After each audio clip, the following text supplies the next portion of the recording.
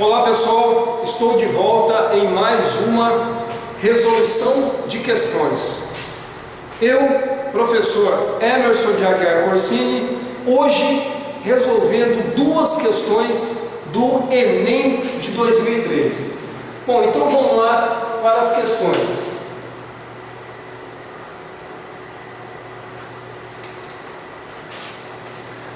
Primeira questão, essa aqui, ó, questão 82. Vamos fazer a leitura primeiramente. Uma pessoa necessita da força de atrito em seus pés para se deslocar sobre uma superfície. Logo, uma pessoa que sobe uma rampa em linha reta será auxiliada pela força de atrito exercida pelo chão em seus pés. Em relação ao movimento dessa pessoa, quais são a direção e sentido da força de atrito mencionada no texto? Aí tem a direção, várias direções e vários sentidos que nós iremos analisar neste momento. Bom,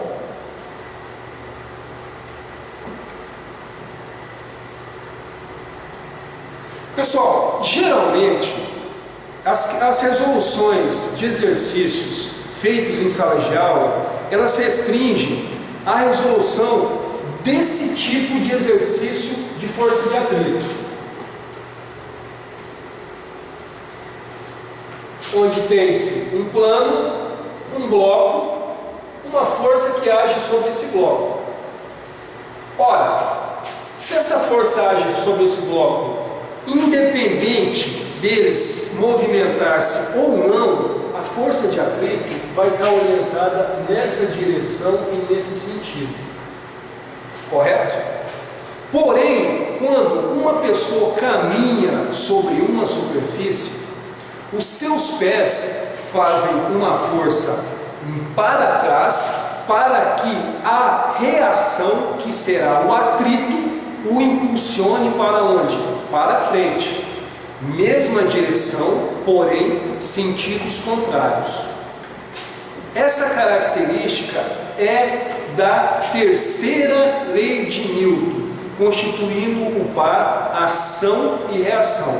A força de ação que eu executo, que meus pés executam sobre o solo, sobre o chão, e a reação que vai me impulsionar para a frente, que será o quê? A força de atrito. Então, tanto numa superfície, se eu tiver uma superfície horizontal, onde uma pessoa está caminhando, ela faz força para onde? Ela faz força para trás, a força que ela aplica no solo é para trás, e devolvendo a força de atrito, devolve para onde?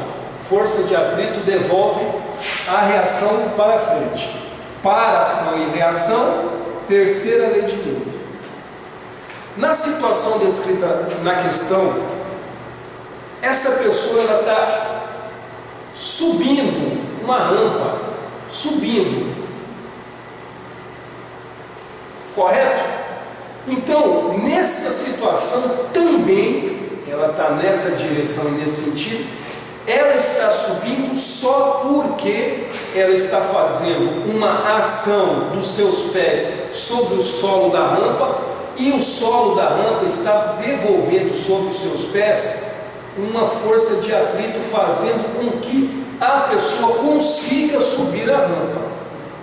Se nós formos analisar uma situação onde não haja atrito, o que isso vai acontecer? Vai acontecer provavelmente uma queda, né?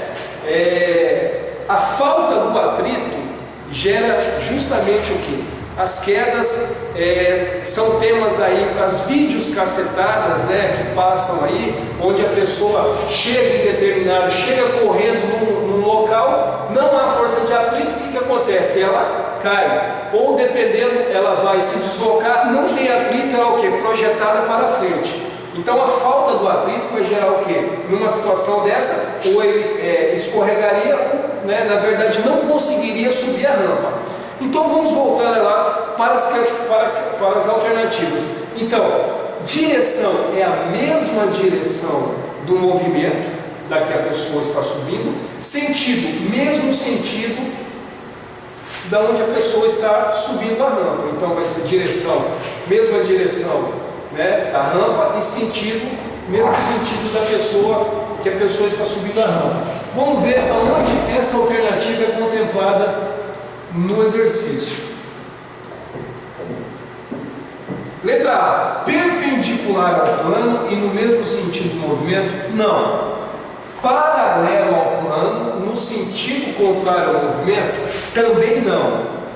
Paralelo ao plano e no mesmo sentido do movimento. Se nós estamos falando da força de atrito, é a força o quê? De atrito, e não a força de ação. Se a questão estivesse mencionando a força de ação, aí seria contrário ao movimento, mas é a força de reação que é o quê? O atrito. Então a alternativa correta é a alternativa C. Caminhamos. Outra questão aí.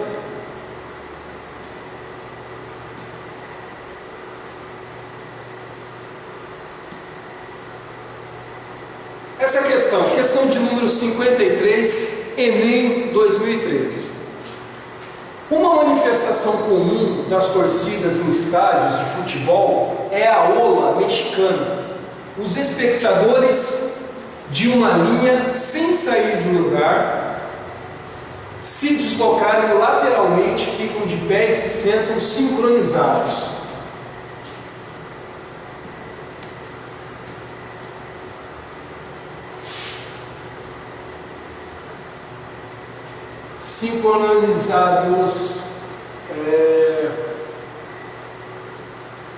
Com os da linha adjacentes. O efeito coletivo se propaga pelos espectadores do estádio, formando uma onda progressiva conforme a ilustração.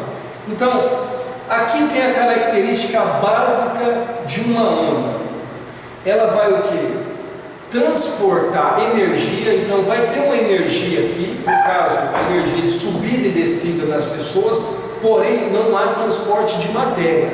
Essa é uma das características dos movimentos ondulatórios, né? Transporte de energia sem o transporte de matéria. Se você observar uma onda, um efeito de uma onda no mar, não aquela onda que os surfistas pegam, né? Que ela na verdade ela quebra. Aí o surfista vai pegar aquela onda que ela está quebrando, que ela não se constitui uma onda completa dessa forma. Mas o mar, você tem essas ondas também. Então se você observar um pequeno barco que esteja no mar, ele vai fazer o quê? Esse movimento aqui de sobe, de desce e sobe. A onda vai proporcionar apenas esse movimento, tá? Transportando o quê? Vai fazer o transporte de energia, mas não transportar a matéria, tá? Então essa onda vai passar e ela o corpo vai só subir e descer. Então a questão pega o seguinte: ele fala que essa onda se propaga no estádio e tudo mais, e a questão está pedindo, calcula-se que a velocidade de propagação dessa onda humana é de 45 km por segundo. E que cada período de oscilação contém 16 pessoas que se levantam e sentam organizadamente, distanciadas entre si por 80 centímetros. Então a distância de cada pessoa é 80 centímetros. Nessa ola mexicana, a frequência da onda em hertz é um valor mais próximo de. Primeiramente, eu vou colocar aqui a expressão que define comprimento de onda, velocidade em função do comprimento de onda e da frequência, que é essa aqui, que vocês provavelmente conhecem.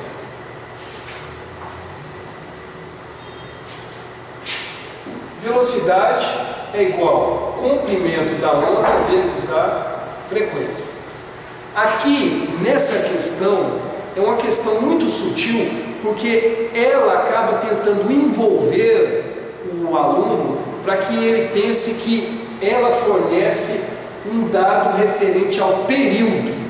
Ele fala em período, só que você, através dessa informação, você vai tirar o quê? Vai tirar outro dado do exercício. Ele fala o seguinte, e que a cada período de oscilação contém 16 pessoas que se levantam e se sentam. Então, através desse período, você vai tirar o dado comprimento de onda, e não período, que se refere ao quê? Ao tempo que uma onda faz um movimento completo, ou seja, ao tempo que uma onda, a um comprimento de onda completo. Tá? O período se refere a um comprimento de onda que ela se propaga. Então, vamos observar um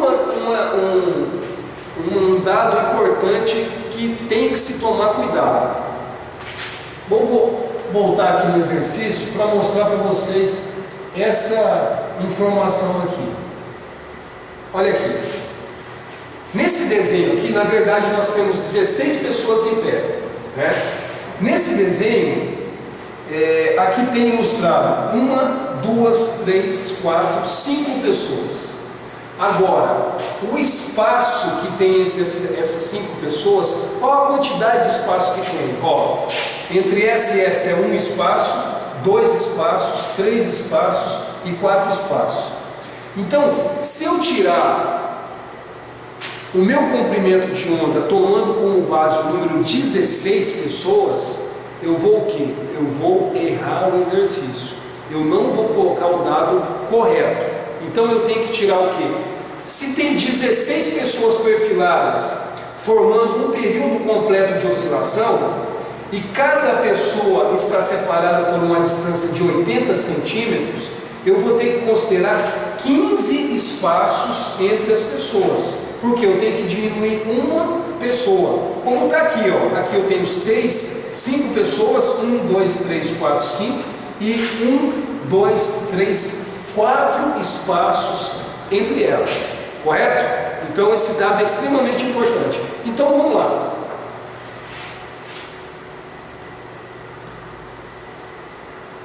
Eu vou tirar o comprimento da onda. O comprimento da minha onda vai ser 15 então, e não 16. 15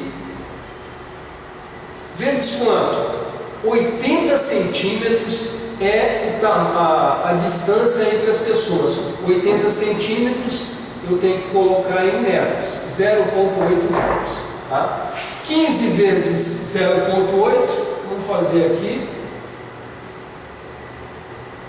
40, 8 vezes 1, 8, mais 4, 12, vai ficar o quê? 12 metros é o comprimento da onda. Bom, ele quer saber a frequência. A velocidade eu tenho, porém essa velocidade é dada em quilômetros por hora. Eu tenho que passar para quê? Para metros por segundo. Porque ele quer em hertz, a frequência em hertz. Frequência em hertz está em unidade do sistema internacional. Então aqui, mesmo porque aqui está em metros e aqui está em quilômetro por hora. Então 45 quilômetros por hora corresponde a 20 metros por segundo. Tá? Então eu vou colocar aqui 20 metros por segundo, que é igual a 45 quilômetros por hora. Como é que eu faço essa transformação?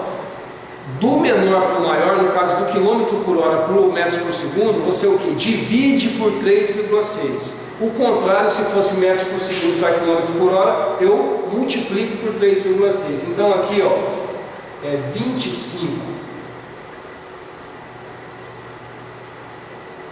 metros por segundo igual. Aliás, me desculpe. Na verdade, 45 por 3,6 é 12,5 metros por segundo. Deixa eu só arrumar aqui.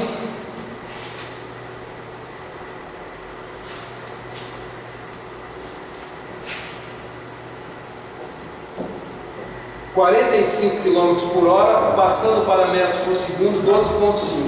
O meu comprimento de onda é 12.